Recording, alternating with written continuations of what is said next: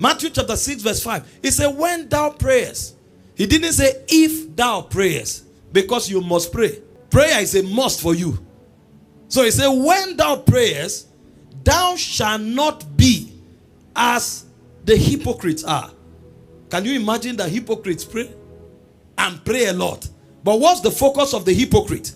He said they love to pray standing in the synagogue and in the corner of the street, that they may be seen of men. So the first thing Jesus told us to avoid in prayer is showmanship. Jesus is not saying don't pray on the street. Jesus is not saying don't pray in the synagogue. But Jesus is saying prayer is not about showmanship. Now, this is the danger of showmanship prayer. It says, verily, I say unto you, they have their rewards. That's why people who pray showmanship, all they have is applause and titles. They say, this is a prayer machine. Oh, this is a prayer warrior. And they walk like prayer warriors. They say they have their rewards. This is the danger. No transformation, no miracles, no power, no victory, but they have their reward. Their reward is hand clap. But you will never trace anything supernatural to their praying. You know why? God does not reward them. He said they have their reward. He went further in verse 6. He said, but thou, when thou prayest, enter into thy closet. He said, when thou hast shut the door, pray to thy Father which is in secret, and thy Father which is in secret will reward you openly. So the people who pray effective prayers, they have proofs. Those who pray for showmanship, they have no proofs. So the first thing Jesus told us to avoid is showmanship. The second thing Jesus told us to avoid is unnecessary activities. That's why he said you should pray in the secret. Because prayer is sacred. You are praying to a spirit that is holy.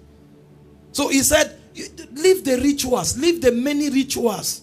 You will defy the prayer. It's a sacred enterprise. So he said, go to a secret place and pray with reverence. Pray with honor. Pray with focus. Pray with understanding that you are communing to your Father, one who deserves reverence. Because Father means sustainer. You are praying to the one who preserves, sustains your life. You are praying to your maker. So Jesus is telling us to be careful not to remove the sacred component of our praying. This is where motive comes into prayer. Because it has to be sacred. He's not saying every time you pray you must lock the door. No. He's just telling you that prayer is a private, holy, sacred endeavor that is between you and your God.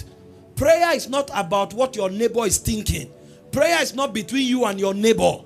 Some people are praying, they are more concerned about what people are thinking. That's why you see the many dramas. They are concerned about what somebody is thinking, how somebody is perceiving them. You will defy your prayer. He said it's between you and God. It's a sacred thing. You are praying to a spirit that is holy. So make sure you shut out everything that will corrupt your prayer. And pray to your heavenly Father. Number 3, verse 8. It said, but when you pray, it said, use not vain repetition as the heathens do. It said, for they think that they shall be heard of their much speaking. Notice that Jesus is comparing all of these kinds of operation to specific people. Showmanship, he said, they are hypocrites.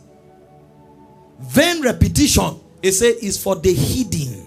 These are godless people. These are evil people. He said they bring rituals.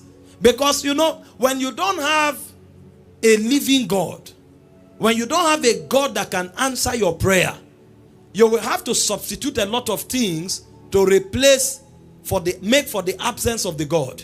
If I want to talk to you, sir, and I know you hear me and you answer me, do I need to come and do like this? No, sir. I will speak to you and receive reply. But do you know why the hidden? In case there's no answer, at least appreciate them for the activity. So Jesus is saying, when you want to pray, don't bother with those vain activities. You are talking to a living God. So he's telling you about consciousness in prayer.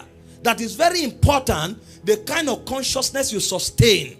That you are talking to a God who is alive, and that God hears you. In fact, Jesus added that he hears you even before you pray. He knows your motive. So 3 things you must avoid as far as Jesus is concerned is showmanship.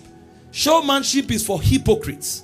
Number 2 is defiance of your prayer with activities and externalities. He said your prayer must be sacred. It's between you and God. Anytime you are praying and your motive shifts to what people think, just stop. Ask God to help your heart. You have started wasting your destiny. Anytime you are praying and your motive is and focus is not God, just stop. Ask God to help you. Jesus has already cancelled it. You know he's the one you are praying to. He has already told you, if that's what you are doing, there's no answer. So stop quickly. Don't waste your time. And then number 3, Jesus told us not to fill our prayers up with rituals. Some of us, our ritual is our talk. We just bring unnecessary grammar. Some of us, our ritual is our posture. Somebody is praying, is doing like this.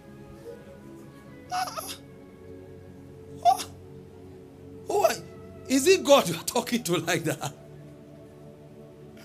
Who else can you talk to like that? That will think you are okay. You think about it. I know there are realms in prayer where you start interacting with energies and you can't contain it. But if you enter there, it will show that you have entered there. Leave drama. Somebody just come to pray. He just enters the prayer altar and 2 minutes later. Now, you can claim that he came high. No problem. Is that how you pray in your house? There's no sincerity, sir. When you now see people, you can't hold yourself. You will waste your destiny. We teach like this because we have a burden for a generation. So that after 10 years, you won't look at your life and start questioning the things that should have lifted you that have no result. You now say, God, where are you? We were praying. No, you were not praying. You were wasting your life.